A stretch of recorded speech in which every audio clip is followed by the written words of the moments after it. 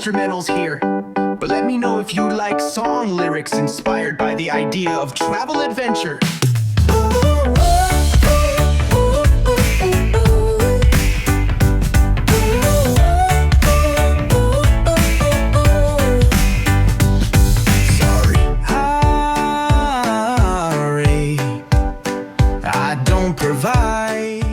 Hello दोस्तों, कैसे हैं आप लोग? आई होप आप सब ठीक होंगे। तो दोस्तों स्वागत है आपका एक और नई वीडियो में। और दोस्तों जैसे कि आप सबको पता है, अभी चल रही है मेरी travel series 9 country in 30 days में। और पिछले ब्लॉग्स में आपने देखा होगा कि अभी मैं हूँ वियतनाम की कैपिटल हनोई में, जहाँ से मैंने ये अपनी ट्रैवल सीरीज़ शुरू करी थी। तो दोस्तों आपको जैसे पता है, हर बार की तरह मैं रुका हूँ हॉस्टल्स में। और हॉस्टल की जब बात आती है तो मैं हमेशा रुकता हूँ मैड मंकी हॉस्टल में, अगर मेरे पास ऑप्शन होता है मैड मंकी का उस जगह में।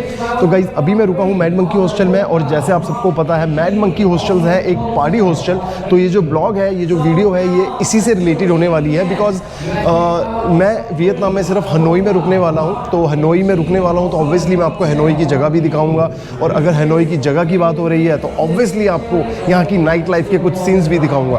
तो दोस्तों अभी मैं हूँ मैड मंकी हॉस्टल में, और इस ब्लॉग में मैं आपको दिखाऊंगा वियतनाम हनोई की नाइट लाइफ के सीन्स कैसे रहते हैं। यहाँ की जो नाइट लाइफ नाइट स्ट्रीट है उसके सीन कैसे रहते हैं। प्लस अगर आप मैड मंकी हॉस्टल्स रुकते हैं तो वहाँ पे किस तरह का क्राउड रहता है और किस तरह की वो पार्टीज़ करते हैं एवरी नाइट। तो फिलहाल अभी मैं बैठा हूँ अपने लॉबी एरिया में, जैसे आपको दिख रहा होगा बैकग्राउंड। तो मैड मंकी में मैं रुका हुआ हूँ और अब मैं जाऊँगा मैड मंकी के जो यहाँ का बार है, जो मैड मंकी का बार है, उस एरिया में, और आपको दिखाऊँगा मैड मंकी में फ़िलहाल क्या सीन्स चल रहे हैं। और उसके बाद मैं आपको लेके चलूँगा जो वियतनाम की नाइट स्ट्रीट एरिया है, ओल्ड स्ट्रीट ओल्ड क्वार्टर्स, जहाँ मैं रुका हुआ हूँ, जहाँ पर ये मैड मंकी हॉस्टल है, वहाँ पे। और वहाँ के दिखाऊँगा नाइट के कुछ क्रेजी सीन्स।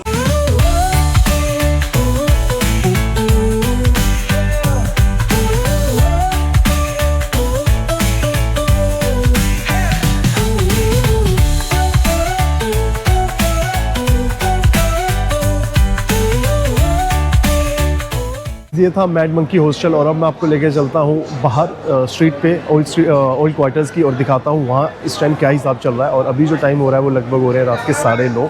तो चलिए चलते हैं और आपको बाहर के भी कुछ सीन्स दिखाते हैं। जैसे ही मैड मंकी हॉस्टल से बाहर निकलेंगे आप, तो आप जैसे देखेंगे कि ये मेन स्ट्रीट शुरू हो जाती है ओल्ड क्वार्टर्स की हनोई, जो कि मैंने आपको पहले ही बताया कि जो हनोई का मेन एरिया है फॉर द नाइट लाइफ। और अगर आप इंटरेस्ट रखते हैं बार विज़िट करने का, या आप वियतनामी फूड ट्राई करना चाहते हैं, यहाँ पर मतलब आपको बहुत ऑप्शन मिल जाते हैं खाने के, कॉफ़ी के। जैसे सामने आपको दिख रही है कॉफ़ी शॉप बिल्डिंग है, जैसे आपको पता है वियतनाम की कॉफ़ी है जो बहुत पॉपुलर है। तो ये देखिए। बाकी आज जैसे मैंने आपको बताया था संडे है, तो संडे को इतना मतलब नाइट लाइफ के यहाँ कुछ ज़्यादा ट्रेंड नहीं है। बट जो फ्राइडे सैटरडे है वो सबसे ज़्यादा क्रेज़ी सीन्स रहते हैं। But due to some reasons मैं सैटरडे को यहाँ ये सब कवर नहीं कर पाया था। और इसके बाद आपको यहाँ ये दिखेंगे मसाज पार्लर्स। अभी मैं हूँ ओल्ड क्वार्टर्स में। तो ओल्ड क्वार्टर्स से अब मैं थोड़ा वॉक करके आगे जा रहा हूँ, और आगे जाके मैं आपको जो यहाँ की मेन क्लबिंग वाली गली है, जिसे हम कह सकते हैं स्ट्रीट कह लो या गली कह लो, उधर लेके जाऊँगा। और इस तरह से आपको यहाँ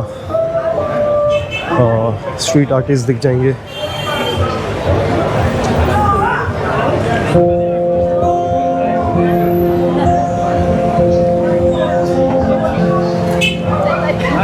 ये देखिए, ये जो एरिया है, अब ये मेन एरिया है जहाँ पर बेसिकली यहाँ पर जो नाइट लाइफ के लिए लोग आते हैं और पार्टी के लिए जो सारे क्लब्स और बार्स है, वो मेन इस स्ट्रीट में है जो भी आपको सामने दिख रही है। इसके अंदर मैं लेके चलूँगा, हालांकि ज़्यादा बड़ी नहीं है, पर जैसे ही आप स्ट्रीट के बाहर पहुँचोगे आपको दिखेगा स्पोर्ट्स बार।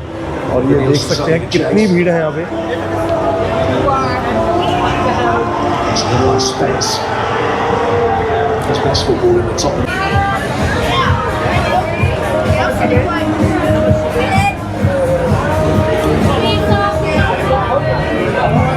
देखिए यहाँ पर अगर आप आ रहे हैं तो आपको स्ट्रगल करना पड़ेगा चलने के लिए, बिकॉज जो गलियाँ हैं वो बहुत ही छोटी है।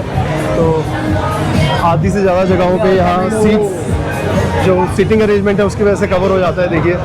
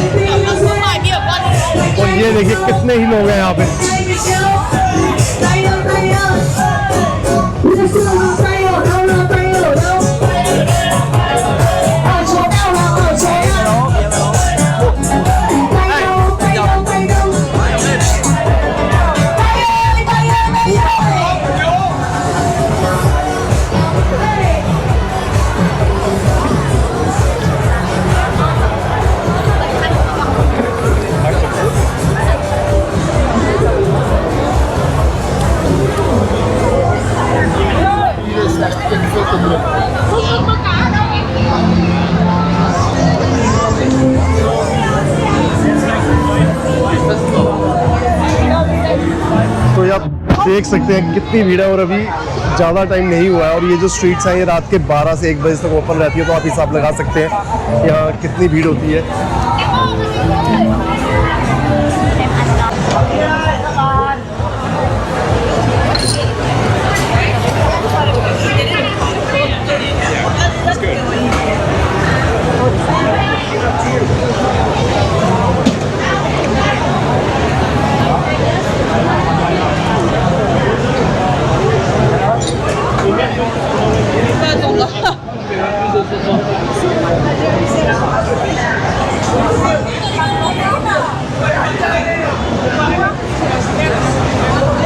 और इस एरिए में ये जो पॉइंट है यहाँ पर ये ख़त्म होती है जो पार्टी स्ट्रीट थी है, बट स्टिल आगे भी आप जा सकते हो।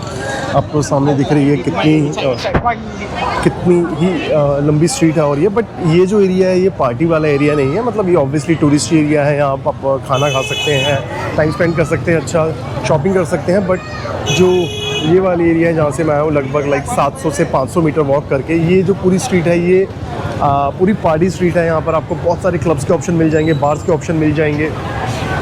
बाकी अगर आप आगे वॉक करके जाना चाहते हैं तो आगे भी ऑब्वियसली जा सकते हैं जैसे आपको दिख रहा है। बट अभी फ़िलहाल मैं यहाँ नहीं जाऊँगा बिकॉज जैसे मैंने आपको बताया, मैंने आपको यहाँ जो नाइट स्ट्रीट है, मेन जो पार्टी स्ट्रीट है वो दिखाना है। और जो कि अब हम एंड पॉइंट पे आ गए तो यहाँ से भी शुरू होती है दूसरे पॉइंट तक। तो ठीक है, वापस जाएंगे इसमें थोड़ी देर में और वापस जाते हुए भी यहाँ के कुछ आपको मैं क्लिप्स दिखाऊँगा।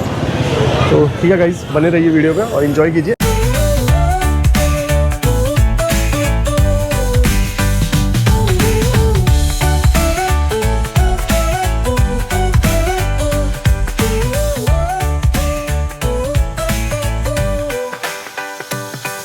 Sorry, I don't provide instrumentals here, but let me know if you'd like song lyrics inspired by the idea of travel adventures. Ooh, I don't provide instrumentals here, but let me know if you'd like song lyrics inspired by the idea of travel adventures.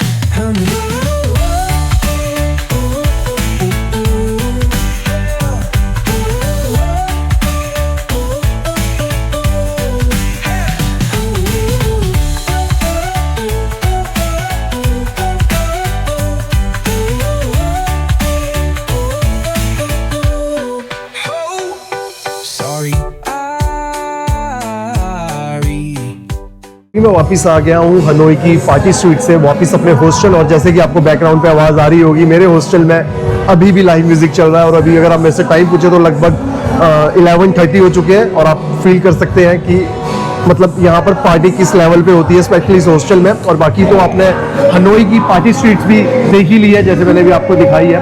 तो दोस्तों अगर आपके mind में कोई भी confusion होगी या कोई भी डाउट होगा, आप इस वीडियो में कमेंट कर सकते हैं, मुझे इंस्टाग्राम पे मैसेज कर सकते हैं। फ्री आइटनरीज के लिए जैसे मैं हर वीडियो में बोलता हूँ, आप मेरे से फ्री आइटनरीज ले सकते हैं किसी भी साउथ ईस्ट एशिया कंट्री की। तो ठीक है दोस्तों, अभी मैं करता हूँ ब्लॉग खत्म, मिलते हैं आपसे अगले ब्लॉग पे। और आपको बताता हूँ मेरे आगे का प्लान क्या है। जैसे कि आपको मैंने पहले ही बताया, ये सीरीज में मैं 9 कंट्रीज विजिट करने वाला हूँ, एटलीस्ट 9 कंट्रीज, वो भी 30 दिनों के अंदर। तो अभी लगभग मेरे बचे हैं 27 दिन। तो अभी 1-2 दिन और मैं यहाँ रुकने वाला हूँ और उसके बाद देखता हूँ मैं कहाँ जाता हूँ, कहाँ का मुझे वीज़ा मिलता है। और ये सब करने के लिए मुझे कितनी पेमेंट करनी पड़ती है और क्या प्राइस रहता है फ्लाइट्स का अगर आप इंस्टेंट बुक करते हैं from Vietnam to other country. तो ठीक है दोस्तों, मिलते हैं आपसे अगले ब्लॉग पे, तब तक के लिए बाय बाय, गुड नाइट।